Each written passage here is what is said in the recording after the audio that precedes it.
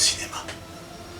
On va parler quand même d'un film qui, pour 200 millions, le monde entier n'a pas compris qu'était Joker, la folie à deux.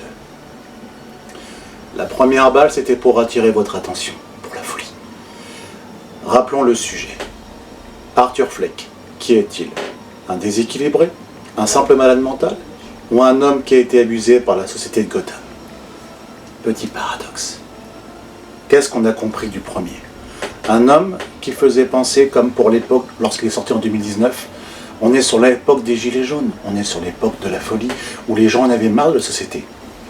Ce film a fait un succès pour deux raisons. Les faits de société se rapprochaient par rapport à ce film, et on avait réécrit le personnage principal, l'ennemi numéro 1 de Batman, le Joker. Mais la population a aimé ce Joker pour deux raisons. La première, parce qu'il ressemblait à la population des classes moyennes et classes petites. La seconde, tout ce qu'on lui a fait subir méritait justement le sort de ceux qui l'ont agressé, à savoir la mort. Alors, petit rappel, il y a dans ce film deux séquences uniquement que beaucoup reprochent. La folie dans la prison d'Arkham et uniquement le tribunal. Et à ce niveau-là, on est tous d'accord. Certains se disent que pendant 2 heures de film, uniquement de voir ça, c'est pas top. Touche pas la cam. Désolé, j'aime l'entracte. Mais bon, soyons tout à fait honnêtes sur le sujet. Harley Quinn, beaucoup ont saigné d'encre en disant que dans ce film, les trailers ne montraient pas les scènes en question, mais qu'est-ce qu'a voulu montrer le réalisateur? Deux choses. Est-ce que Harley Quinn était réelle? Oui. Est-ce qu'il a réellement vécu avec Harley Quinn? Non. Lorsque vous avez ce symbole, peut-être que je me la garderai pour la fin de cette vidéo. À ce moment-là, la dame qui vivait à côté de lui, la petite voisine Black, lui a fait ça dans l'ascenseur, il s'est amusé, il s'est pratiquement inventé une life sexuelle et pratiquement une vie amoureuse avec elle. Et il n'y a aucun spectateur qui a tilté un truc. Elle le croise, elle peut coucher avec lui devant les gardiens, ils peuvent être ensemble tranquillement alors qu'elle est incarcérée et elle n'est pas séparée entre le côté homme et femme. Ça vous paraît pas anormal ce genre de scénario? Mais non. Les gens ont détesté ce film. Trop de chansons. Trop de chansons. Mais qu'est-ce que la folie? Qu'est-ce que la folie de Joker? La folie de Joker, c'est d'imaginer ce qu'on ne pourrait pas avoir. Arthur Fleck était quelqu'un qui était malade, comme on sait depuis le premier opus, où son hémisphère gauche de son cerveau a été victime de violences physiques, infantiles et de viols. Ce mec est complètement fou à cause de ça. Ce qui est normal. Résumons les crimes. 3 mecs de Gotham hyper branchés s'amusent à le frapper violemment sans aucune raison, il se défend. Le système Gotham le dit coupable, alors qu'il devrait être innocent. Au moins de légitime défense. Après, vous avez ce connard de son ancien groupe où il travaillait pour les clowns, qui lui a donné le flingue pour se protéger, et on va pas se mentir. Il a nui à Arthur d'être renvoyé à cause de ça, alors qu'Arthur ne voulait pas. Ça méritait quand même la mort.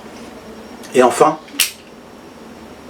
non, je sais, il en manque encore. Il en manque 2. La mère qui lui a menti et qui a laissé les subices faits à son gamin. Et ce présentateur minable qui s'est foutu de sa gueule. Pour 6 morts, ça mérite un coup. Il me reste encore 3 balles dans le barillet. Donc on va pas se mentir. Ce film Joker est un film chef-d'œuvre qui interprète parfaitement la folie. Il interprète aussi ce que Arthur voulait. Ce qui est intéressant auprès du scénario et du réalisateur, on voit que lui-même est en continuel débat. Arthur Fleck ou le Joker? Et il a voulu être le Joker pour essayer de gagner. Et il s'est rendu compte qu'il est redevenu Arthur, tout simplement parce que ce qu'il espérait, c'était qu'on le reconnaisse tel qu'il était. Pourquoi ce film fait un flop? Tout simplement parce que les gens ne comprennent pas simplement l'intérêt de ce personnage. Ce personnage méritait de la reconnaissance, il méritait la souffrance qu'il a vécue. La relation d'Harley Quinn, on attendait à quelque chose qui soit une évasion des deux, qui s'évadent de la prison, qui franchissent les grands escaliers comme dans le premier film. Mais si vous regardez bien, tout ça, c'était simplement qu'une folie. Harley Quinn n'a jamais aimé, en fait, Arthur Fleck.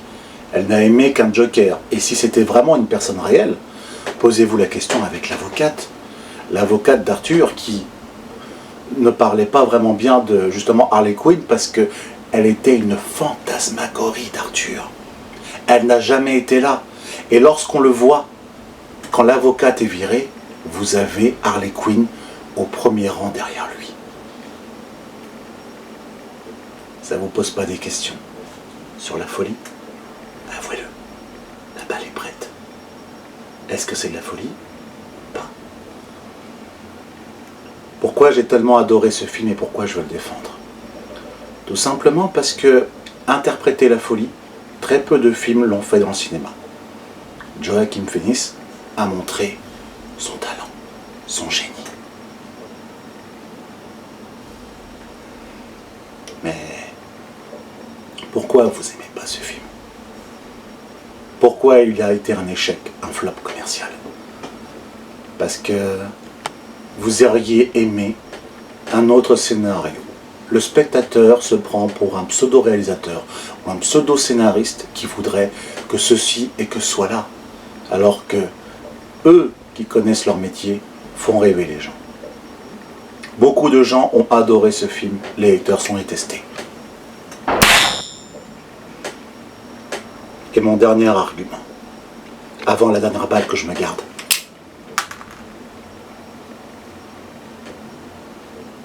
Si on avait fait une histoire comme certains le pensaient, sans ces fameux duos musicaux par Lady Gaga, et que les gens n'ont pas compris que quand ces deux personnages chantent, c'est le monde d'Arthur dans sa tête.